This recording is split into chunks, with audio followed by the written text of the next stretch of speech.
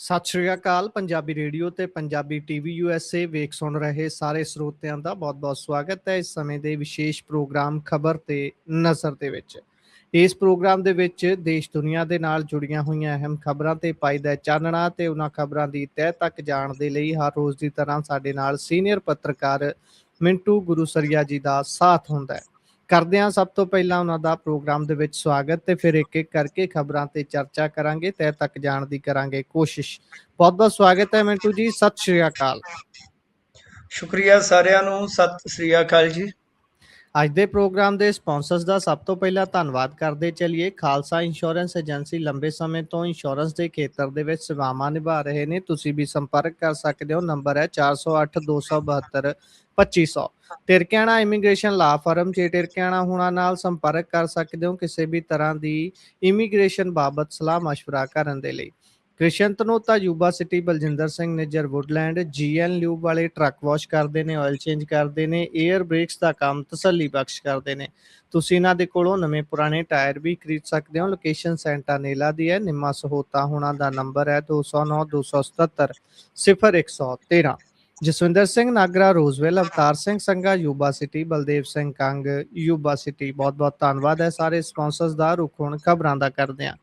ਖਬਰਾਂ ਵੱਲ ਆਈਏ ਤਾਂ ਮਿੰਟੂ ਜੀ, ਸਭ ਤੋਂ ਪਹਿਲੀ ਖਬਰ ਨੈਸ਼ਨਲ ਪੱਧਰ ਦੀ ਲੈ ਲੈਂਦੇ ਆ। ਗੱਲ ਰਾਹੁਲ ਗਾਂਧੀ ਦੀ ਕਰੀਏ ਤਾਂ ਅੱਜ ਰਾਹੁਲ ਗਾਂਧੀ ਨੇ ਮੋਰਚਾ ਮਾਰਿਆ ਤੇ ਉਹ ਵੀ ਖਾਸਾ ਲੰਬਾ। ਇਹਨਾਂ ਲਈ ਵੈਸੇ ਇੰਨਾ ਕੀ ਬਹੁਤ ਲੰਬਾ ਹੈ, 6 ਘੰਟੇ ਲੱਗੇ ਨੇ ਰਾਹੁਲ ਗਾਂਧੀ ਨੂੰ ਇੱਕ ਪਰਚਾ ਦਰਜ ਕਰਾਉਣ ਦੇ ਲਈ। ਤੇ ਦੱਸਿਓ ਕਾਹਦਾ ਪਰਚਾ ਸੀ, ਕਿੰਨਾ ਕੁ ਸਟਰੋਂਗ ਪਰਚਾ ਦਰਜ ਕਰਾ ਸਕੇ ਨੇ। ਪਰ ਇਸ ਦੇਸ਼ 'ਚ ਪਰਚਾ ਦਰਜ ਕਰਾ ਲੈਣਾ ਹੀ ਇੱਕ ਬੜੀ ਵੱਡੀ ਪ੍ਰਾਪਤੀ ਹੈ, ਕਾਰਵਾਈ ਹੋਵੇ ਨਾ ਹੋਵੇ।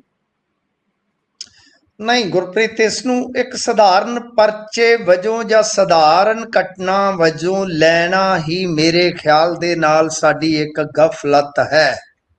ਇਹ ਬਹੁਤ ਵੱਡੀ ਘਟਨਾ ਹੈ, ਕੱਲਾ ਪਰਚਾ ਨਹੀਂ ਹੈ।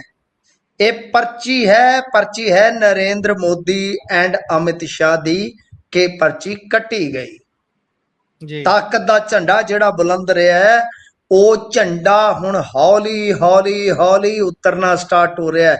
ਇਹ ਇੱਕ ਸਧਾਰਨ ਘਟਨਾ ਨਹੀਂ ਹੈ, ਇਹ ਕੋਈ ਸਧਾਰਨ ਧਰਨਾ ਨਹੀਂ ਹੈ, ਸਧਾਰਨ FIR ਨਹੀਂ ਹੈ। ਇਹ ਇਸ ਦੇਸ਼ ਦੇ ਵਿੱਚ ਵਿਰੋਧੀ ਧਿਰ ਦੀ ਚੂਲਾਂ ਹਿਲਾਉਣ ਵਾਲੀ ਕਾਰਵਾਈ ਆ। ਕਿਉਂ? ਕਿਉਂਕਿ ਕਾਕਰੋਚ ਜਨਤਾ ਪਾਰਟੀ ਦੇ ਲੀਡਰ ਨਬੇੜਾ ਕਰਕੇ ਤੇ ਉਹ ਤੇ ਪਾਰਟੀਆਂ 'ਚ ਮਸ਼ਗੂਲ ਹੋ ਗਏ ਸਨ, ਉਹ ਤੇ ਆਪਣੀ ਜ਼ਿੰਦਗੀ 'ਚ ਚਲੇ ਗਏ ਸਨ। ਪਰਚਾ ਕੱਟਿਆ ਜਾਊਗਾ ਤਦ ਹੀ ਕਿਸੇ ਤੇ ਕਾਰਵਾਈ ਹੋ ਸਕਦੀ ਹੈ ਨਾ। ਤਾਂ ਰੌਲਾ ਕੀ ਸੀ, ਮੇਨ ਮੰਗ ਕੀ ਸੀ ਕਿ 20 ਤਾਰੀਖ ਨੂੰ ਸਾਡੇ ਬੱਚਿਆਂ ਤੇ ਜਿਨ੍ਹਾਂ ਨੇ ਜ਼ੁਲਮ ਕੀਤਾ ਉਹਨਾਂ ਦੇ ਖਿਲਾਫ ਕਾਰਵਾਈ ਕਰੋ। ਤਾਂ ਉਹ ਤਾਂ ਆਪਣੀਆਂ ਮੰਗਾਂ ਮਨਵਾ ਕੇ ਆਪਣਾ ਮਤਲਬ ਕਿ ਜੋ ਧਰਮੇਂਦਰ ਪ੍ਰਧਾਨ ਦਾ ਅਸਤੀਫਾ ਵਗੈਰਾ ਸੀ ਸਭ ਕੁਝ ਝੋਲੀ ਪਾ ਕੇ ਤੇ ਚੱਲਦੇ ਬਣੇ ਜੀ। ਰਾਹੁਲ ਗਾਂਧੀ ਉਹ ਸ਼ਖਸ ਸੀ ਜਿਸ ਨੇ ਜਾ ਕੇ ਨਰਿੰਦਰ ਮੋਦੀ ਨੂੰ ਉਹਨਾਂ ਦੇ ਘਰ ਅੱਗੇ ਲਲਕਾਰਿਆ ਜੀ। ਰਾਹੁਲ ਗਾਂਧੀ ਉਹ ਸ਼ਖਸ ਹੈ ਜਿਸ ਨੇ ਅੱਜ ਪੈਲਟ ਗਨ ਦੇ ਮਾਮਲੇ ਦੇ ਵਿੱਚ ਪੂਰੀ ਦੁਨੀਆ 'ਚ ਨਰਿੰਦਰ ਮੋਦੀ ਸਰਕਾਰ ਨੂੰ ਐਕਸਪੋਜ਼ ਕਰ ਦਿੱਤਾ। ਕਿਉਂਕਿ ਪੈਲਟ ਗਨ ਬਹੁਤ ਸਾਰੀਆਂ ਕੰਟਰੀਜ਼ ਦੇ ਵਿੱਚ ਬੈਨ ਹੈ, ਇੰਡੀਆ 'ਚ ਵੀ ਉਹ ਮੇਰੇ ਖਿਆਲ ਦੇ ਨਾਲ ਇੱਕ ਮੌਕੇ ਤੇ ਤਾਂ ਕਸ਼ਮੀਰ ਦੇ ਵਿੱਚ ਵੀ ਵਰਤਨ ਤੋਂ ਰੋਕੀ ਗਈ ਸੀ। ਤਾਂ ਇਹ ਪੈਲਟ ਗਨ ਦੇ ਮਾਮਲੇ ਦੇ ਵਿੱਚ ਜੋ ਵਿਅਕਤੀ ਜਾਂ ਮੁੰਡਾ ਜ਼ਖਮੀ ਹੋਇਆ ਉਸ ਨੂੰ ਲੈ ਕੇ ਦੁਪਹਿਰੇ ਥਾਣੇ ਪਹੁੰਚੇ। ਪਾਰਲੀਮੈਂਟ ਰੋਡ ਜਿਹੜਾ ਥਾਣਾ ਹੈ ਉਹਦੇ ਵਿੱਚ ਇਹਨਾਂ ਨੇ ਜਾ ਕੇ ਪਥੱਲਾ ਮਾਰ ਦਿਆ। ਉਸ ਤੋਂ ਬਾਅਦ ਜਦੋਂ ਪਰਚਾ ਨਹੀਂ ਸੀ ਕੱਟਿਆ ਜਾ ਰਿਹਾ, ਰਾਹੁਲ ਗਾਂਧੀ ਧਰਨੇ ਪਰ ਬੈਠ ਗਿਆ। 6 ਘੰਟੇ ਜਦੋਜਹਿਦ ਚੱਲਦੀ ਰਹੀ ਔਰ ਅੰਤ ਦੇ ਵਿੱਚ ਇਸ ਦੇਸ਼ ਨੂੰ FIR ਦੀ ਕਾਪੀ ਵੇਖਣ ਨੂੰ ਮਿਲ ਰਹੀ ਹੈ ਔਰ ਕਿਸੇ ਦਾ ਨਾਮ ਨਹੀਂ ਹੈ ਇਹਦੇ 'ਚ, ਕਿਸੇ ਦਾ ਨਾਮ ਨਹੀਂ ਹੈ। ਪਰ ਜਦੋਂ ਮਰਜੀ ਕਿਸੇ ਦਾ ਵੀ ਨਾਮ ਜੋੜਿਆ ਜਾ ਸਕਦਾ ਇਹਦੇ ਵਿੱਚ। ਕਿਆ ਸਮਝੇ ਕਿ FIR ਓਪਨ ਹੈ, FIR ਦੇ ਵਿੱਚ ਕਿਸੇ ਦਾ ਜ਼ਿਕਰ ਨਹੀਂ ਹੈ। ਪਰ ਇਹਦੇ ਵਿੱਚ 100 ਜੋੜ ਲਓ, ਇਹਦੇ ਵਿੱਚ 1000 ਜੋੜ ਲਓ, ਇਹਦੇ ਵਿੱਚ 1 ਜੋੜ ਲਓ। ਇਸ ਕਰਕੇ ਇਹ ਰਾਹੁਲ ਗਾਂਧੀ ਦੀ ਜਦੋਜਹਿਦ ਨਹੀਂ ਹੈ, ਇਹ ਇੱਕ ਹੋਰ ਸ਼ੁਰੂਆਤ ਹੈ। ਸ਼ੁਰੂਆਤ ਕੀ ਹੈ ਕਿ ਕਾਂਗਰਸ ਵਰਕਿੰਗ ਕਮੇਟੀ ਦੇ ਵਿੱਚ ਜਦੋਂ ਪਿਛਲੇ ਦਿਨੀ ਏਜੰਡਾ ਆਇਆ ਤਾਂ ਸਿਰਮੌਰ ਤੇ ਜਿਹੜਾ ਪਲੇਠਾ ਏਜੰਡਾ ਸੀ ਉਹ ਕੀ ਸੀ ਕਿ ਅਸੀਂ ਜ਼ੈਨਜ਼ੀ ਦੇ ਮੁੱਦੇ ਦੇ ਵਿੱਚ 800 ਸ਼ਹਿਰਾਂ ਦੇ ਵਿੱਚ ਜਾਵਾਂਗੇ। 800 ਸ਼ਹਿਰਾਂ ਦੇ ਵਿੱਚ ਇਟ ਮੀਨ ਕਿ ਜ਼ੈਨਜ਼ੀ ਜਿਹਦਾ ਕਿ ਇਸ ਵੇਲੇ ਵੋਟ ਸ਼ੇਅਰ ਪੂਰੇ ਇੰਡੀਆ ਦੇ ਵਿੱਚ ਸਮੇਤ ਪੰਜਾਬ 20 ਤੋਂ 25% ਹਰ ਸਟੇਟ 'ਚ ਨਜ਼ਰ ਆਏਗਾ ਤੁਹਾਨੂੰ, ਤਾਂ ਉਹਦੀ ਲੜਾਈ ਦੇ ਝੰਡਾ ਬਰਦਾਰ ਬਣ ਗਏ ਨੇ। ਜਿਹੜਾ ਰੰਕਾ ਹੈ, ਜਿਹੜਾ ਕਾਕਰੋਚ ਜਨਤਾ ਪਾਰਟੀ ਵਾਲਾ, ਉਹ ਅੱਜ ਰਾਜਸਥਾਨ ਦੇ ਇੱਕ ਸਕੂਲ ਦੇ ਵਿੱਚ ਗਿਆ ਤਾਂ ਉਸ ਨੂੰ ਉੱਥੇ ਭਾਰਤੀ ਜਨਤਾ ਪਾਰਟੀ ਨਾਲ ਸੰਬੰਧਿਤ ਗੁੰਡਿਆਂ ਨੇ ਬਹੁਤ ਕੁੱਟਿਆ, ਬਹੁਤ ਕੁੱਟਿਆ। ਤਾਂ ਇਸ ਲੜਾਈ ਨੂੰ ਕੌਣ ਲੜੇਗਾ? ਬੱਚਿਆਂ ਦੇ ਲੀਡਰਾਂ ਨੂੰ ਜੇ ਕੁੱਟਿਆ ਜਾ ਰਿਹਾ ਹੈ, ਜਾਂ ਉਹ ਮਤਲਬ ਕਿ ਹੁਣ ਇਸ ਵੇਲੇ ਕਹਿ ਲੋ ਕਿ ਜਿਹੜਾ ਜੰਤਰ ਮੰਤਰ ਪਾਰਟ 1 ਹੈ ਉਹ ਖਤਮ ਕਰ ਚੁੱਕੇ ਆ, ਪਾਰਟ 2 ਪਤਾ ਨਹੀਂ ਸਟਾਰਟ ਹੋਏਗਾ ਕਿ ਨਹੀਂ ਹੋਏਗਾ। ਅਜਿਹੇ ਚ ਲੜਾਈ ਦੀ ਮਸ਼ਾਲ ਕਿਸਨੇ ਫੜੀ? ਰਾਹੁਲ ਗਾਂਧੀ ਨੇ। ਤਾਂ ਦੇਖੋ ਇਸ ਦੇਸ਼ ਦੀ ਜ਼ੈਨਜ਼ੀ ਜਿਹੜੀ ਆ ਉਹਦਾ ਪੋਲਿਟਿਸਾਈਜ਼ ਤੇ ਹੋ ਚੁੱਕਾ ਹੈ, ਉਹਦਾ ਰਾਜਨੀਤੀਕਰਨ ਹੋ ਚੁੱਕਾ ਹੈ। ਪਹਿਲਾਂ ਉਹ ਨਾਨ ਪੋਲੀਟੀਕਲ ਸੀ, ਹੁਣ ਉਸਨੇ ਹੌਲੀ ਹੌਲੀ ਪੋਲੀਟੀਕਲ ਹੋਣਾ ਸਟਾਰਟ ਕਰ ਦਿੱਤਾ ਹੈ। ਜਿਹਦੀ ਨਬਜ਼ ਰਾਹੁਲ ਗਾਂਧੀ ਨੇ ਟੋ ਲਈ ਆ, ਜਿਹਦੇ ਕਰਕੇ ਉਸ ਲੜਾਈ ਨੂੰ ਰਾਹੁਲ ਗਾਂਧੀ ਨੇ ਲੜਨ ਦਾ ਫੈਸਲਾ ਕੀਤਾ ਤੇ ਉਹਦੇ ਵਿੱਚ ਮੀਲ ਦਾ ਪੱਥਰ ਜਿੱਦਾਂ ਕਹਿ ਲਈਏ ਇਹ ਇਹਨਾਂ ਨੇ ਅੱਜ ਗੱਡ ਦਿੱਤਾ ਹੈ। ਬਹੁਤ ਵੱਡੀ ਖਬਰ ਹੈ ਮੇਰੇ ਨਜ਼ਰੀਏ ਤੋਂ, ਮੇਰੇ ਦ੍ਰਿਸ਼ਟੀਕੋਣ ਤੋਂ। ਇਹ ਨੈਸ਼ਨਲ ਪੋਲਿਟਿਕਸ ਦੇ ਵਿੱਚ ਐਨਡੀਏ ਗਵਰਨਮੈਂਟ ਦਾ ਹਿੱਲ ਜਾਣ ਦਾ ਸੂਚਕ ਹੈ। ਇਹ ਨਰਿੰਦਰ ਮੋਦੀ ਅਮਿਤ ਸ਼ਾਹ ਦੀ ਪਾਵਰ ਦਾ ਪਾਵਾ ਡੋਲ ਜਾਣ ਦਾ ਸੰਕੇਤ ਹੈ। ਇਹ ਗੁਰਪ੍ਰੀਤ ਕੋਈ ਛੋਟੀ ਜਾਂ ਸਧਾਰਨ ਘਟਨਾ ਨਹੀਂ ਹੈ। ਕਿਉਂਕਿ ਇਸ ਦੇਸ਼ ਨੇ ਉਹ ਨੌਜਵਾਨ ਦੇਖਿਆ ਹੈ ਜਿਹਦੀਆਂ ਅੱਖਾਂ ਤੋਂ ਲੈ ਕੇ ਗੱਲਾਂ ਤੱਕ ਤੇ ਸਰੀਰ ਦੇ ਕੋਨੇ ਤੱਕ ਹਾਲੇ ਵੀ ਪੈਲਟ ਗਨ ਦੇ ਸ਼ਰੇ ਜਿਹੜੇ ਮੌਜੂਦ ਆ। ਬਿਲਕੁਲ ਬਿਲਕੁਲ। ਇਸ ਤੋਂ ਅੱਗੇ ਵਧੀਏ ਤਾਂ ਅੱਜ ਪੰਜਾਬ ਦੇ ਵਿੱਚ ਵੀ ਵੱਡਾ ਦਿਨ ਸੀ, ਕਿਉਂਕਿ ਕੌਮੀ ਇਨਸਾਫ ਮੋਰਚੇ ਦੇ ਵੱਲੋਂ ਐਲਾਨ ਕੀਤਾ ਗਿਆ ਸੀ ਪੰਜਾਬ ਬੰਦ ਰੱਖਣ ਦਾ, ਤੇ 7 ਘੰਟੇ ਦਾ ਇਹ ਬੰਦ ਕਿਵੇਂ ਦਾ ਹੋਣੇ ਪੜਿਆ ਜੀ? ਦੇਖੋ ਬੰਦ ਨੂੰ ਹੁੰਗਾਰਾ ਸੀਗਾ, ਇਹਦੇ ਚ ਕੋਈ ਸ਼ੱਕ ਨਹੀਂ, ਕੋਈ ਦੋ ਰਾਏ ਨਹੀਂ ਹੈ ਕਿ ਹੁੰਗਾਰਾ ਸੀਗਾ। ਬੰਦ ਠੀਕ ਹੈ, ਕੰਪਲੀਟਲੀ ਬੰਦ ਨਹੀਂ ਕਹਿ ਸਕਦੇ ਕਿ ਪੂਰੇ ਦਾ ਪੂਰਾ ਬੰਦ ਰਿਹਾ। ਕਿਉਂਕਿ ਕਿਸੇ ਜਗ੍ਹਾ ਤੇ ਬਹੁਤ ਜ਼ਿਆਦਾ ਅਸਰ ਸੀ, ਕਿਸੇ ਜਗ੍ਹਾ ਤੇ ਰਲਵਾ ਮਿਲਵਾ ਅਸਰ ਸੀ। ਤਾਂ ਗੱਲ ਇਹ ਹੈ ਕਿ ਆਪਾਂ ਕਹਿ ਸਕਦੇ ਹਾਂ ਕਿ ਦੇਖੋ ਜੋ ਵੀ ਆ ਖੱਜਲ ਖੁਆਰੀ ਦਾ ਦੌਰ ਬੀਤ ਚੁੱਕਾ ਹੈ। 7 ਘੰਟੇ ਤਰ੍ਹਾਂ ਦੀਆਂ ਅਸੀਂ ਖਬਰਾਂ ਪੜ੍ਹਦੇ ਸੁਣਦੇ ਰਹੇ, ਕਿਤੇ ਥੱਪੜ ਵੱਜਿਆ, ਕਿਤੇ ਕੁਛ ਹੋਇਆ, ਕਿਤੇ ਕੁਛ ਹੋਇਆ, ਕਿਤੇ ਕੁਛ ਹੋਇਆ। ਮਤਲਬ ਕਿ ਸਾਰੀਆਂ ਚੀਜ਼ਾਂ ਜਿਹੜੀਆਂ ਨੇ ਉਹ ਇਸ ਤਰ੍ਹਾਂ ਚੱਲਦੀਆਂ ਰਹੀਆਂ ਕਿ ਜਿਸ ਤਰ੍ਹਾਂ ਇਹਦਾ ਲੱਗਦਾ ਸੀਗਾ ਕਿ ਬੜੀ ਕਸ਼ੀਦਗੀ ਆ ਜਾਏਗੀ, ਮਾਹੌਲ ਦੇ ਵਿੱਚ ਕੁਝ ਵੀ ਹੋ ਸਕਦਾ। ਤਾਂ ਅੰਤ ਦੇ ਵਿੱਚ ਇਹ ਕਹਾਣੀ ਜਿਹੜੀ ਆ ਉਹ ਇਸ ਕਿਸਮ ਦੀ ਨਿਕਲੀ ਕਿ ਲੋਕਾਂ ਨੇ ਇਸ ਸਾਰੇ ਪ੍ਰਕਰਨ ਦੇ ਵਿੱਚ ਕਈ ਥਾਈਂ ਜੇ ਤੁਸੀਂ ਵੇਖੋਗੇ ਤਾਂ ਸਟਕ ਹੋਈਆਂ ਐਂਬੂਲੈਂਸਾਂ ਵੀ ਕੱਢੀਆਂ, ਜ਼ਰੂਰਤਮੰਦਾਂ ਨੂੰ ਅੱਗੇ ਵੀ ਜਾਣ ਦਿੱਤਾ, ਪਰ ਕੁਝ ਥਾਵਾਂ ਤੇ ਆਪ ਉਧਰੀਆਂ ਵੀ ਹੋਈਆਂ। ਇੱਕ ਪ੍ਰਦਰਸ਼ਨਕਾਰੀ ਨੇ ਇੱਕ ਸਿਆਣੇ ਵਿਆਣੇ ਬੰਦੇ ਦੇ ਥੱਪੜ ਮਾਰਿਆ ਜਲੰਧਰ ਏਰੀਏ 'ਚ, ਉਹ ਬੜੀ ਵੀਡੀਓ ਵਾਇਰਲ ਹੋਈ। ਕਈ ਜਗ੍ਹਾ ਤੋਂ ਇਸ ਤਰ੍ਹਾਂ ਦੀਆਂ ਖਬਰਾਂ ਆਈਆਂ। ਡਾਕਟਰ ਵੀ ਕਈ ਥਾਵਾਂ ਤੇ ਚਾਰਾਜੋਈ ਕਰਦੇ ਰਹੇ ਕਿ ਭਾਈ ਅਸੀਂ ਨਹੀਂ ਜਾਵਾਂਗੇ ਤੇ ਮਰੀਜ਼ ਕੌਣ ਦੇਖੇਗਾ। ਕੁਝ ਜਿਹੜੇ ਦਫ਼ਤਰੀ ਕਾਮੇ ਸੀ ਉਹਨਾਂ ਦੇ ਨਾਲ ਬਹਿਸ ਵਸਈਆ ਹੋਇਆ। ਕੁਝ ਆਰਥਿਕ ਨੁਕਸਾਨ ਉਹ ਤੇ ਤੈਅ ਆ, ਕਿਉਂਕਿ ਸਾਡਾ ਇੱਕ ਅੰਦਾਜ਼ਾ ਹੁੰਦਾ ਹੈ ਕਿ ਜੇ ਅੱਧ ਪਚੱਧਾ ਬੰਦ ਹੈ ਪੰਜਾਬ ਤਾਂ 5 ਤੋਂ 1500 ਕਰੋੜ ਦਾ, ਤੇ ਜੇ ਪੂਰਨ ਤੌਰ ਤੇ ਬੰਦ ਹੈ ਤਾਂ ਫਿਰ 1500 ਤੋਂ 3500 ਜਾਂ 4000 ਕਰੋੜ ਤੱਕ ਦਾ ਸਾਡਾ ਨੁਕਸਾਨ ਹੁੰਦਾ ਹੈ। ਤਾਂ ਆਰਥਿਕ ਤੌਰ ਤੇ ਵੀ ਹੋਇਆ। ਸਾਰੀਆਂ ਚੀਜ਼ਾਂ ਤਮਾਮ ਚੀਜ਼ਾਂ ਜਿਹੜੀਆਂ ਨੇ ਉਹ ਹੁਣ 2 ਵਜੇ ਤੋਂ ਬਾਅਦ ਤੇ ਪਿੱਛੇ ਛੁੱਟ ਚੁੱਕੀਆਂ ਨੇ। ਲਿਹਾਜ਼ਾ ਆਪਾਂ ਦੇਖਾਂਗੇ ਕਿ ਭਾਈ ਇਸ ਮਾਮਲੇ ਦੇ ਵਿੱਚ ਇਸ ਬੰਦ ਦੀ ਕਾਲ ਤੋਂ ਬਾਅਦ ਕੀ ਮੋੜਾ ਆਉਂਦਾ ਹੈ। ਠੀਕ ਹੈ ਜੀ, ਚਲੋ ਜੋ ਵੀ ਹੋਇਆ, ਪਰ ਸਾਡੇ ਜਿਹੜੇ ਇਹ ਆਗੂ ਨੇ ਇਹਨਾਂ ਨੂੰ ਇੱਕ ਗੱਲ ਤੇ ਵੇਖਣ ਦੀ ਜ਼ਰੂਰਤ ਹੈ ਗੁਰਪ੍ਰੀਤ, ਕਿ ਥੋੜਾ ਜਿਹਾ ਪ੍ਰੋਗਰਾਮ ਜਿਹੜਾ ਕੋਈ ਵੀ ਬੰਦ ਦੀ ਕਾਲ ਹੈ ਉਹ ਇਸ ਤਰ੍ਹਾਂ ਦਾ ਦੇਣਾ ਪਵੇਗਾ ਕਿ ਖੱਜਲ ਖੁਆਰੀ ਲੋਕਾਂ ਦੀ ਘੱਟ ਤੋਂ ਘੱਟ ਹੋਵੇ। ਕਿਉਂਕਿ ਬੰਦ ਦੀਆਂ ਕਾਲਾਂ ਹੋ ਸਕਦਾ ਹੈ ਕਿ ਅਜੇ ਇਲੈਕਸ਼ਨ ਤੋਂ ਪਹਿਲਾਂ ਕੋਈ 2-4 ਹੋਰ ਆ ਜਾਣ, ਲੋਕ ਫਿਰ ਵਿਰੋਧ ਦੇ ਵਿੱਚ ਉਤਰਨਾ ਸਟਾਰਟ ਕਰ ਦਿੰਦੇ ਆ। ਕਿਉਂਕਿ ਆਪ ਉਤਰੀਆਂ ਵੀ ਬਹੁਤ ਹੁੰਦੀਆਂ ਨੇ, ਲੋਕ ਜਿਹੜੇ ਆ ਤਰਸਦ ਵੀ ਬਹੁਤ ਹੁੰਦੇ ਆ। ਕੁਝ ਲੋਕਾਂ ਨੂੰ ਤੇ ਪਤਾ ਹੀ ਉਦੋਂ ਲੱਗਦਾ ਜਦੋਂ ਉਹ ਜਾ ਕੇ ਰਸਤੇ ਦੇ ਵਿੱਚ ਕਿਤੇ ਨਾ ਕਿਤੇ ਸਟਕ ਹੋ ਜਾਂਦੇ। ਜਿਵੇਂ ਬਹੁਤ ਸਾਰੇ ਸ਼ਹਿਰ, ਸਾਡਾ ਸ਼ਹਿਰ ਵੀ ਇੱਕ ਸਰਹੱਦੀ ਸ਼ਹਿਰ ਹੈ, 2 ਸਟੇਟਾਂ ਦੇ ਲੋਕ ਇੱਥੋਂ ਅੱਗੇ ਵਧਦੇ ਆ ਪੰਜਾਬ ਜਾਂ ਗਾਂ ਹਿਮਾਚਲ ਨੂੰ ਨਿਕਲਣ ਵਾਸਤੇ, ਚੰਡੀਗੜ੍ਹ ਨੂੰ ਜਾਣ ਵਾਸਤੇ। ਤਾਂ ਕਈ ਵਾਰ ਕੀ ਹੁੰਦਾ ਹੈ ਕਿ ਉਹ ਜਦੋਂ ਐਂਟਰ ਕਰਦੇ ਨੇ ਤਾਂ ਸਮੱਸਿਆ ਉਹਨਾਂ ਦੇ ਸਾਹਮਣੇ ਖੜੀ ਹੁੰਦੀ ਹੈ ਤੇ ਜਿਹੜੀ ਐਮਰਜੈਂਸੀ ਆ ਫਿਰ ਉਹਨਾਂ ਨੂੰ ਬਹੁਤ ਹੀ ਜ਼ਿਆਦਾ ਕਹਿ ਲਓ ਕਿ ਪਰੇਸ਼ਾਨੀ ਚ ਪਾ ਦਿੰਦੀ ਹੈ। ਇਸ ਤੋਂ ਇਲਾਵਾ ਜੇ ਤੁਸੀਂ ਵੇਖੋਗੇ ਤਾਂ ਅੱਜ ਇੱਕ ਬੱਸ ਜਿਹੜੀ ਐਨਆਰਆਈਜ਼ ਦੇ ਨਾਲ ਲੱਦੀ ਹੁੰਦੀ ਆ, ਤੁਹਾਨੂੰ ਪਤਾ 에ਅਰਪੋਰਟ ਤੇ ਜਾਣ ਵਾਲੀ, ਤਾਂ ਉਸ ਬੱਸ ਨੂੰ ਵੀ ਇੱਕ ਥਾਂ ਤੇ ਮੈਂ ਵੇਖ ਰਿਹਾ ਸੀ ਵੀਡੀਓ ਦੇ ਵਿੱਚ ਰੋਕਿਆ ਗਿਆ ਸੀਗਾ, ਜਦ ਕਿ ਇਹ ਤਾਂ ਸਾਰੇ ਐਨਆਰਆਈਜ਼ ਜਿਹੜੇ ਕਿ ਕਹਿ ਲਓ ਕਿ ਪੰਥਕ ਹਿਤੈਸ਼ੀ ਮੰਨੇ ਜਾਂਦੇ ਨੇ, ਪੰਜਾਬ ਜੀ ਹਿਤੈਸ਼ੀ ਮੰਨੇ ਜਾਂਦੇ ਨੇ, ਹਰ ਲੜਾਈ 'ਚ ਹਰ ਸੰਘਰਸ਼ 'ਚ ਮੋਹਰੀ ਹੋ ਨਿਬੜਦੇ ਨੇ। ਇਹ ਤੇ ਉਹਨਾਂ ਨਾਲ ਜੁੜੀਆਂ ਚੀਜ਼ਾਂ ਨੇ ਨਾ ਕਿ ਜੇ ਕਿਸੇ ਬੱਚੇ ਦੀ ਜਾਂ ਕਿਸੇ ਹੋਰ ਐਨਆਰਆਈ ਦੀ ਕੋਈ ਫਲਾਈਟ ਮਿਸ ਹੋ ਜਾਂਦੀ ਹੈ ਤਾਂ ਉਹਦੇ ਵਾਸਤੇ ਕਿੰਨੀ ਦਿੱਕਤ ਪਰੇਸ਼ਾਨੀ ਦਾ ਸਬਬ ਹੈ। ਸੋ ਕੁਝ ਚੀਜ਼ਾਂ ਠੀਕ ਕਰਨ ਦੀ ਜ਼ਰੂਰਤ ਹੈ। ਉਦਾਂ ਅੱਛਾ ਅਸਰ ਇਹਦਾ ਰਿਹਾ ਹੈ ਬੰਦ ਦੀ ਕਾਲ ਦਾ, ਲੋਕਾਂ ਨੇ ਸਪੋਰਟ ਵੀ ਕੀਤਾ ਤੇ ਮਾਮਲਾ ਜਿਹੜਾ ਉਹ ਇੱਕ ਵਾਰੀ ਫਿਰ ਚਰਚਾ 'ਚ ਵੀ ਆਇਆ, ਲਾਈਮਲਾਈਟ 'ਚ ਵੀ ਆਇਆ। ਦੇਖੋ ਹੁਣ ਅੱਗੋਂ ਡਿਸੀਜਨ ਤੇ ਤੁਹਾਨੂੰ ਪਤਾ ਨਾ ਸਰਕਾਰਾਂ ਨੇ ਲੈਣਾ ਹੈ, ਉਹ ਕੀ ਲਿਆ ਜਾਂਦਾ, ਲੱਗ ਜਾਂਦਾ ਪਤਾ ਆਉਣ ਵਾਲੇ ਦਿਨਾਂ 'ਚ। ਬਿਲਕੁਲ ਬਿਲਕੁਲ, ਆਉਣ ਵਾਲੇ ਦਿਨਾਂ 'ਚ ਵੇਖਦੇ ਹਾਂ ਕਿੱਧਰ ਨੂੰ ਜਾਂਦਾ ਇਹ ਸਾਰਾ ਮਾਮਲਾ। ਅੱਗੇ ਵਧੀਏ ਤਾਂ ਆਮ ਆਦਮੀ ਪਾਰਟੀ ਦਾ ਜਥੇਬੰਦਕ ਬਦਲਾਅ ਸਾਹਮਣੇ ਆਇਆ, ਕੀ ਇਹ ਬਦਲਾਅ ਕੀ ਬਦਲੀਆਂ ਕੀਤੀਆਂ ਗਈਆਂ ਨੇ ਜੀ?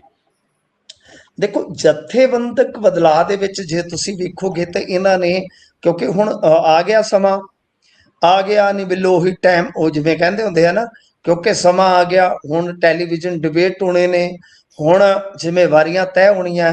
ਤਾਂ ਫਿਲਹਾਲ ਇਹਨਾਂ ਨੇ ਟੀਵੀ ਪੈਨਲਿਸਟ ਜਿਹੜੇ ਆ ਉਹ ਐਲਾਨੇ ਨੇ ਅੱਜ, ਉਹਦੇ ਵਿੱਚ ਬੜੇ ਵੱਡੇ ਵੱਡੇ ਨਾਮ ਨੇ, ਜਿੱਦਾਂ ਹੇਅਰ ਹੈ, ਮੀਤ ਹੇਅਰ, ਡਾਕਟਰ ਚੱਬੇਵਾਲ ਹੈ, ਮਾਲਵਿੰਦਰ ਕੰਗ, ਧਾਕੜ ਬੁਲਾਰਾ ਇਹਨਾਂ ਦਾ, ਫਿਰ ਗੋਲਡੀ ਕੰਬੋਜ, ਅਮਨਦੀਪ ਕੌਰ, ਲਾਡੀ ਟੋਸ, ਦਿਨੇਸ਼ ਚੱਡਾ, ਇੰਦਰਵੀਰ ਸਿੰਘ ਨਿੱਜਰ, ਲਾਲਪੁਰਾ, ਮਨਜਿੰਦਰ ਸਿੰਘ ਸਜ਼ਾ ਯਾਫਤਾ ਰਹੇ ਨੇ, ਅਮਰਤਪਾਲ ਸਿੰਘ, ਸੁਖਾਨੰਦ, ਡਾਕਟਰ ਸੁਖੀ, ਤੇ ਫਿਰ ਇਸ ਤੋਂ ਇਲਾਵਾ ਨੀਲ ਗਰਗ ਪੁਰਾਣੇ ਪੈਨਲਿਸਟ ਨੇ ਇਹਨਾਂ ਦੇ, ਦੀਪਕ ਬਾਲੀ ਜਲੰਧਰ ਤੋਂ, ਕੌਣ ਨਹੀਂ ਜਾਣਦਾ, ਹਰਚੰਦ ਸਿੰਘ ਬਰਸਟ ਖੁੰਡ ਖਿਡਾਰੀ ਨੇ ਰਾਜਨੀਤੀ ਦੇ, ਡਾਕਟਰ ਸਨੀ ਅਲੂਵਾਲੀਆ ਪੁਰਾਣੇ ਪੈਨਲਿਸਟ ਨੇ, ਜਗਰੂਪ ਸਿੰਘ ਸੇਖਵਾਂ ਸੇਖਵਾਂ ਫੈਮਿਲੀ ਤੋਂ ਆ ਗਏ, ਤੇ ਇਸ ਤਰ੍ਹਾਂ ਹੋਰ ਵੀ ਕੁਝ ਨਿਯੁਕਤੀਆਂ ਕੀਤੀਆਂ ਗਈਆਂ ਨੇ। ਜੀਪੀ ਸਾਹਿਬ ਆ ਗਏ, ਸੰਘੇੜਾ ਸਾਹਿਬ, ਇਹ ਵੀ ਇਧਰੋਂ ਤੁਹਾਨੂੰ ਪਤਾ ਨਕੋਦਰ ਤੋਂ ਬਿਲੋਂਗ ਕਰਦੇ ਨੇ, ਪ੍ਰਿੰਸੀਪਲ ਇੰਦਰਜੀਤ ਕੌਰ ਆ ਗਏ, ਵਿਕਰਮਜੀਤ ਪਾਸੀ ਆ ਗਏ, ਪੁਰਾਣੇ ਪੈਨਲਿਸਟ ਨੇ, ਠਾਕੁਰ ਸਾਹਿਬ ਆ ਗਏ। ਇਸ ਤੋਂ ਇਲਾਵਾ ਜੇ ਤੁਸੀਂ ਵੇਖੋਗੇ ਬੂਟਾ ਸਿੰਘ ਬੈਰਾਗੀ,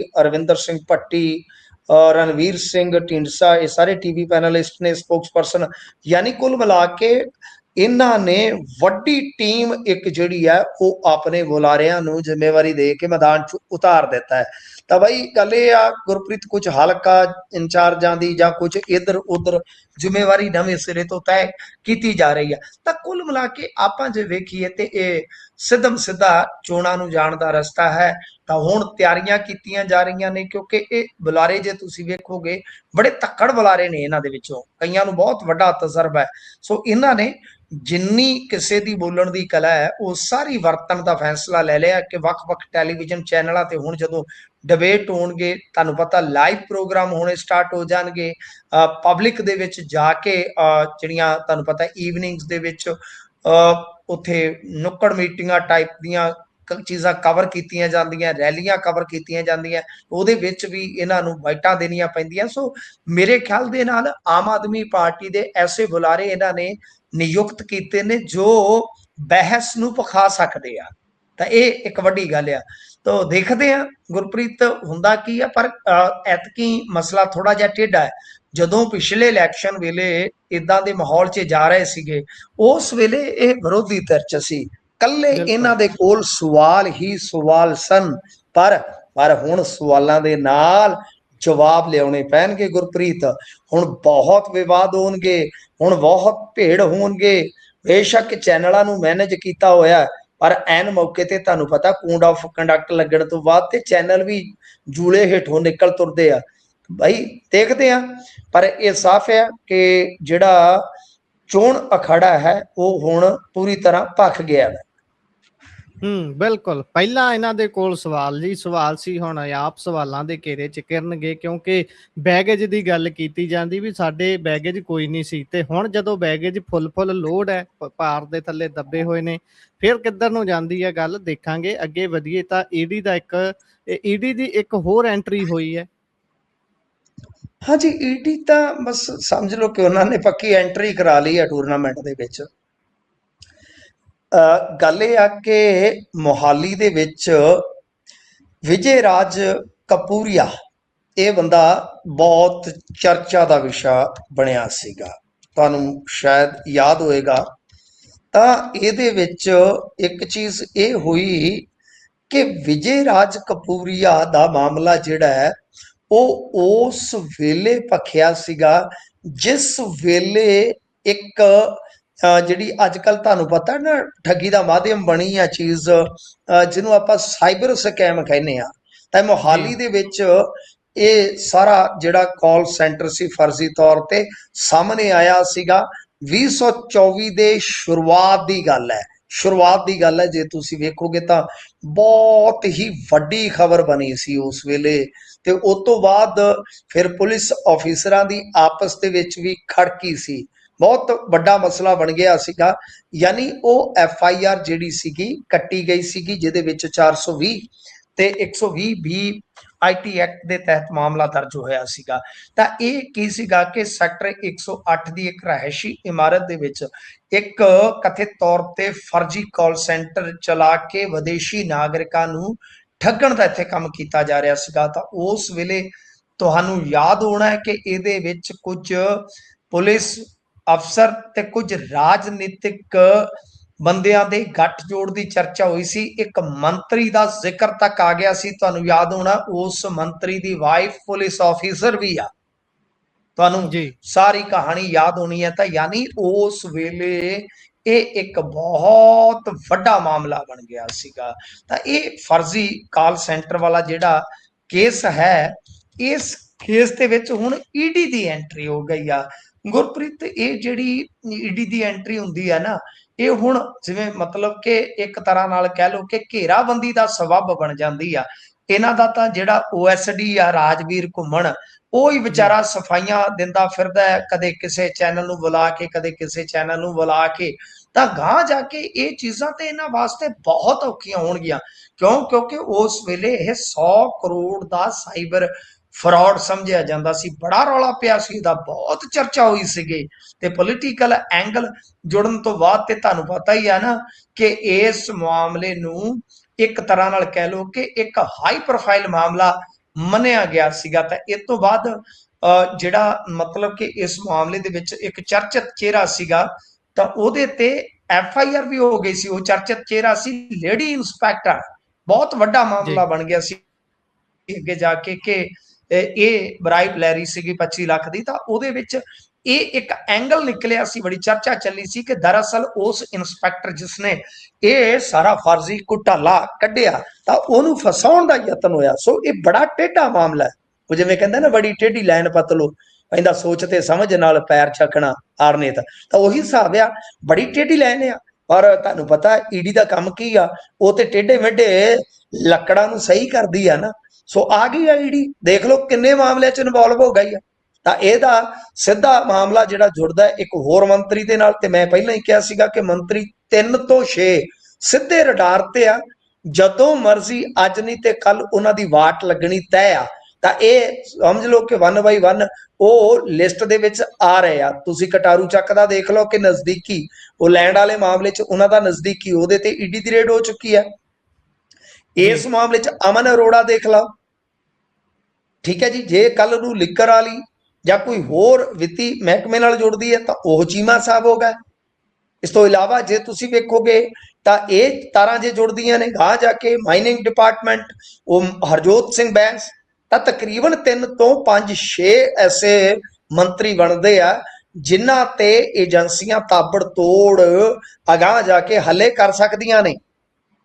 ਜੀ ਵੇਖਾਂਗੇ ਫਿਰ ਕਿਸ ਭਾਅ ਪੈਂਦੀ ਹੈ। ਹਾਲੇ ਤਾਂ ਆਪਾਂ ਬੈਗੇਜ ਦੀ ਗੱਲ ਹੀ ਕਰ ਰਹੇ ਸੀ, ਜੀਣ ਤੱਕ ਹਾਲੇ ED ਨੇ ਨਹੀਂ ਦੇਣਾ। ਪਹਿਲਾਂ ਅੱਗੇ ਵਧੀਏ ਤਾਂ ਗੱਲ ਕਰੀਏ ਵਾਰਿਸ ਪੰਜਾਬ ਦੇ ਜਥੇਬੰਦੀ ਦੀ, ਕਿਉਂਕਿ ਹੁਣ ਤਾਂ ਪਾਰਟੀ ਦੇ ਰੂਪ 'ਚ ਵਿਚਰ ਰਹੇ ਨੇ ਤੇ ਆਸ ਕੀਤੀ ਜਾ ਰਹੀ ਹੈ, ਚਰਚਾਵਾਂ ਚੱਲ ਰਹੀਆਂ ਨੇ ਕਿ ਬਸਪਾ ਦੇ ਨਾਲ ਗੱਠਜੋੜ ਹੋ ਸਕਦਾ ਹੈ, ਕਿਉਂਕਿ ਬਸਪਾ ਦਾ ਤੋੜ ਵਿਛੋੜਾ ਅਕਾਲੀ ਦਲ ਨਾਲੋਂ ਹੋ ਚੁੱਕਿਆ ਸੀ। ਦੇਖੋ ਗੱਲ ਇਹ ਆ ਕਿ ਇਹਨਾਂ ਦਾ ਜੇ ਤੁਸੀਂ ਵੇਖੋਗੇ ਤੇ ਕੋਈ ਠੋਸ ਗੱਠਜੋੜ ਤੇ ਰਿਹਾ ਹੀ ਨਹੀਂ ਹੈ। ਸਮੇਂ ਦਰ ਸਮੇਂ ਬਦਲਦਾ ਰਿਹਾ ਹੈ। ਤਾਂ ਗੱਲ ਇਹ ਆ ਕਿ ਬਹੁਜਨ ਸਮਾਜ ਪਾਰਟੀ ਯਾਨੀ ਬਸਪਾ ਜਿਹੜੀ ਹੈ ਉਹਦਾ ਜੇ ਆਪਾਂ ਭਵਿੱਖ ਦੇਖੀਏ ਤਾਂ ਮੇਰੇ ਖਿਆਲ ਦੇ ਨਾਲ ਪੰਜਾਬ ਦੇ ਵਿੱਚ ਕੋਈ ਬਹੁਤਾ ਜ਼ਿਆਦਾ ਆਪਾਂ ਮਜ਼ਬੂਤ ਤੇ ਨਹੀਂ ਦੇਖਦੇ। ਪਰ ਗੱਲ ਇਹ ਆ, ਮੰਨ ਲਓ, ਦੇਖੋ, ਇਹ ਗੱਠਜੋੜ ਬਾਰੇ ਅੱਜ ਖਬਰਾਂ ਲੱਗੀਆਂ ਨੇ ਅਖਬਾਰਾਂ 'ਚ, ਅਸੀਂ ਸਿੱਧਾ ਦੱਸ ਦਈਏ ਕਿ ਇਹ ਸਾਡੀ ਕੋਈ ਇਨਫੋਰਮੇਸ਼ਨ ਨਹੀਂ। ਇਹ ਇੱਕ ਦੋ ਅਖਬਾਰਾਂ ਜਿਵੇਂ ਜਾਗਰਣ ਗਰੁੱਪ ਹੈ ਜਾਂ ਕੁਝ ਹੋਰ ਆ, ਇਹਨਾਂ ਮੰਨੀਓ ਆ, ਸਾਡਾ ਇਹਦੇ ਨਾਲ ਕੋਈ ਲੈਣਾ ਦੇਣਾ ਨਹੀਂ ਹੈ। ਅਸੀਂ ਸਿੱਧੀ ਗੱਲ ਪਹਿਲਾਂ ਕਲੀਅਰ ਕਰ ਦਈਏ ਆਡੀਅנס ਵਾਸਤੇ। ਤਾਂ ਰਹੀ ਗੱਲ ਸਰ ਕਿ ਬਈ ਜਿਹੜਾ ਇਹ ਮਾਮਲਾ ਹੈ ਕਿ ਹੁਣ ਆਪਾਂ ਜਿੱਦਾਂ ਦੇਖਦੇ ਹਾਂ ਕਿ ਜਿਸ ਤਰ੍ਹਾਂ ਦੀ ਸੂਰਤ ਹਾਲ ਹੈ, ਤਾਂ ਠੀਕ ਆ, ਕੁਝ ਜਿਸ ਤਰ੍ਹਾਂ ਆਪਾਂ ਦੁਆਬਾ ਦੇਖਦੇ ਹਾਂ ਤਾਂ ਦੁਆਬੇ ਦੇ ਵਿੱਚ ਸਰ ਕਿਤੇ ਨਾ ਕਿਤੇ ਅਸਰ ਹੈ, ਕੁਝ ਸੀਟਾਂ ਤੇ ਅਸਰ ਹੈ ਬਸਪਾ ਦਾ, ਇਹਦੇ ਵਿੱਚ ਕੋਈ ਸ਼ੱਕ ਨਹੀਂ, ਕੋਈ ਦੋ ਰਾਏ ਨਹੀਂ। ਤਾਂ ਪਰ ਜੇ ਤੁਸੀਂ ਓਵਰਆਲ ਦੇਖੋਗੇ, ਮੈਨੂੰ ਯਾਦ ਆ 2022 ਦਾ ਜਿੰਨਾ ਟਰਨਆਊਟ ਸੀਗਾ, ਤਾਂ ਉਹਦੇ ਵਿੱਚ ਜਿਹੜੀ ਬਸਪਾ ਦੀ ਵੋਟ ਸੀਗੀ ਉਹ ਲਗਭਗ ਜੇ ਤੁਸੀਂ ਵੇਖੋਗੇ ਤਾਂ ਸ਼ਾਇਦ 1.80 ਦੇ ਕਰੀਬ ਸੀ, ਯਾਨੀ 2.25%। ਤਾਂ ਟੋਟਲ ਕਿੰਨਾ ਬਣਿਆ ਜੇ ਆਪਾਂ ਵੋਟ ਪੋਲ ਦੇ ਹਿਸਾਬ ਨਾਲ ਲਾਈਏ ਤਾਂ ਉਹ ਟੋਟਲ ਬਣੇਗਾ ਜੀ 2,75,232 ਵੋਟਾਂ। ਤਾਂ ਇਹਦਾ ਮਤਲਬ ਇਹ ਆ ਕਿ ਉਹਨਾਂ ਦੀ ਵੋਟ ਤੇ ਹੈ ਹਲਕਿਆਂ 'ਚ, ਪਰ ਉਹ ਵੋਟ ਇੰਨੀ ਨਹੀਂ ਹੈ ਕਿ ਜਿਸ ਨੂੰ ਆਪਾਂ ਕਹੀਏ ਕਿ ਉਹ ਇੱਕ ਬਹੁਤ ਚਮਤਕਾਰੀ ਪ੍ਰਦਰਸ਼ਨ ਕਰ ਸਕਦੀ ਹੈ। ਪਰ ਕੁਝ ਇਲਾਕਿਆਂ 'ਚ, ਕੁਝ ਖਾਸ ਤੌਰ ਤੇ ਹਲਕਿਆਂ 'ਚ ਉਹਨਾਂ ਦਾ ਅਸਰ ਹੈਗਾ। ਦੁਆਬੇ ਤੋਂ ਲੈ ਕੇ ਆਪਾਂ ਜੇ ਪਰਾਂ ਨੂੰ ਦੇਖੀਏ ਤਾਂ ਦੂਜੀ ਗੱਲ ਇਹ ਆ ਕਿ ਕਈ ਵਾਰ ਇਹ ਹੁੰਦਾ ਹੈ ਨਾ ਕਿ ਇੱਕ ਵਰਗ ਹੈ, ਜਿਵੇਂ ਐਸਸੀ ਵਰਗ ਆ, ਬਹੁਤ ਵੱਡੀ ਗਿਣਤੀ ਆ, ਤਾਂ ਕਈ ਵਾਰ ਉਹਨੂੰ ਲੱਗਦਾ ਹੈ ਕਿ ਭਾਈ ਇਸ ਧਿਰ ਦੇ ਨਾਲ ਜੇ ਅਸੀਂ ਜਾਈਏ ਤਾਂ ਇਹਦੀ ਕੋਈ ਆਈਡੀਓਲੋਜੀ ਜਿਹੜੀ ਆ ਉਹ ਵੀ ਸਾਡੇ ਨਾਲ ਮੇਲ ਖਾਂਦੀ ਹੈ। ਹੋ ਸਕਦਾ ਹੈ ਕਿ ਅਸੀਂ ਸੱਤਾ ਦੇ ਵਿੱਚ ਹਿੱਸੇਦਾਰ ਬਣ ਕੇ ਕੁਝ ਆਪਣੇ ਸਮਾਜ ਲਈ ਕਰ ਜਾਈਏ। ਤਾਂ ਚੇਤਨਾ ਜਦੋਂ ਅੱਗੇ ਫੈਲਦੀ ਆ ਤਾਂ ਕਈ ਵਾਰ ਉਹਦੇ ਨਾਲ ਵੋਟ ਗੋਲਬੰਦ ਵੀ ਹੋ ਜਾਂਦੀ ਆ। ਆਪਦੀ ਬਰਾਦਰੀ ਦੀ ਵੋਟ ਗੋਲਬੰਦ ਹੋਣੀ ਕੋਈ ਜ਼ਿਆਦਾ ਔਖੀ ਨਹੀਂ ਹੁੰਦੀ, ਇੱਕ ਸਿਰਫ ਸੰਭਾਵਨਾ ਦੀ ਖੇਡ ਹੁੰਦੀ ਹੈ। ਤਾਂ ਖੈਰ ਕੋਈ ਸਾਡੇ ਕੋਲ ਇਹਦੇ ਬਾਬਤ ਪੁਸ਼ਟੀ ਨਹੀਂ, ਅਖਬਾਰਾਂ ਦੇ ਲਿਹਾਜ਼ ਨਾਲ ਗੱਲ ਕਰ ਰਹੇ ਹਾਂ। ਕਿਉਂਕਿ ਦੇਖੋ, ਇਹਨਾਂ ਨੂੰ ਵੀ ਤਾਂ ਪਤਾ ਹੈ ਨਾ, ਅਕਾਲੀ ਦਲ ਵਾਰਸ ਪੰਜਾਬ ਦੇ ਵਾਲਿਆਂ ਨੂੰ, ਕਿ ਕੱਲੀ ਇਹ ਇੱਕ ਪੰਥਕ ਦੀ ਜੇ ਆਪਾਂ ਵੇਖੀਏ ਵੋਟ ਹਿੱਸੇਦਾਰੀ, ਕਿਉਂਕਿ ਸਾਰੀ ਪੰਥਕ ਵੋਟ ਵੀ ਤਾਂ ਨਹੀਂ ਨਾ ਪੈਣੀ, ਉਹਦੇ ਵਿੱਚ ਵੀ ਡਿਵੀਜ਼ਨ ਹੈ ਕਿ ਜੇ ਇੱਕ ਹਿੱਸੇ ਪੰਥਕ ਵੋਟ ਲੈ ਕੇ ਤਾਂ ਅਸੀਂ ਕਹੀਏ ਕਿ ਅਸੀਂ ਸੱਤਾ ਤੱਕ ਪਹੁੰਚ ਜਾਵਾਂਗੇ ਆਪਣੇ ਦਮ ਤੇ, ਤਾਂ ਐਸਾ ਸੰਭਵ ਨਹੀਂ ਹੈ। ਕਿਉਂਕਿ ਅੱਗੇ ਚੰਨੀ ਸਾਹਿਬ ਦੀ ਇਹਨਾਂ ਨੂੰ ਉਡੀਕ ਸੀ ਕਿ ਚੰਨੀ ਸਾਹਿਬ ਆ ਸਕਦੇ ਨੇ, ਪਰ ਚੰਨੀ ਸਾਹਿਬ ਤੇ ਹੁਣ ਜੰਮੇ ਪਏ ਨੇ। ਦੂਜਾ, ਚੰਨੀ ਸਾਹਿਬ ਮੁੱਖ ਮੰਤਰੀ ਦੇ ਦਾਅਵੇਦਾਰ ਤੋਂ ਘੱਟੋ ਗੱਲ ਹੀ ਨਹੀਂ ਕਰਦੇ ਕਿਸੇ ਨਾਲ, ਸੋ ਲਿਹਾਜ਼ਾ ਹੁਣ ਚੰਨੀ ਸਾਹਿਬ ਦੀ ਉਮੀਦ ਲੱਥ ਗਈ ਆ। ਹੋ ਸਕਦਾ ਹੈ ਕਿ ਚਰਚਾਵਾਂ ਚੱਲ ਰਹੀਆਂ ਹੁਣ ਜਿਹਦੇ ਬਿਹਾਫ ਤੇ ਅੱਜ ਅਖਬਾਰਾਂ ਦੇ ਵਿੱਚ ਖਬਰਾਂ ਛਪੀਆਂ ਨੇ ਗੁਰਪ੍ਰੀਤ ਜੀ। ਇਸ ਤੋਂ ਅੱਗੇ ਵਧੀਏ ਤਾਂ ਮਨਿੰਦਰਜੀਤ ਸਿੱਧੂ ਜੈਤੋਂ ਵਾਲੇ ਲੋਕ ਆਵਾਜ਼ ਟੀਵੀ ਦੇ ਪੱਤਰਕਾਰ, ਉਹਨਾਂ ਤੇ ਜਿਹੜਾ ਪਰਚਾ ਹੋਇਆ, ਕੱਲ ਵੀ ਆਪਾਂ ਚਰਚਾ ਕੀਤੀ ਸੀ ਇਸ ਦੀ, ਕੁਝ ਐਂਗਲ ਤੁਸੀਂ ਦੱਸੇ ਸੀ, ਪਰ ਮਨਿੰਦਰਜੀਤ ਸਿੱਧੂ ਨੇ ਵੀ ਹੁਣ ਪਰਚੇ ਪਿਛਲਾ ਆਪਣਾ ਪੱਖ ਦੱਸਿਆ।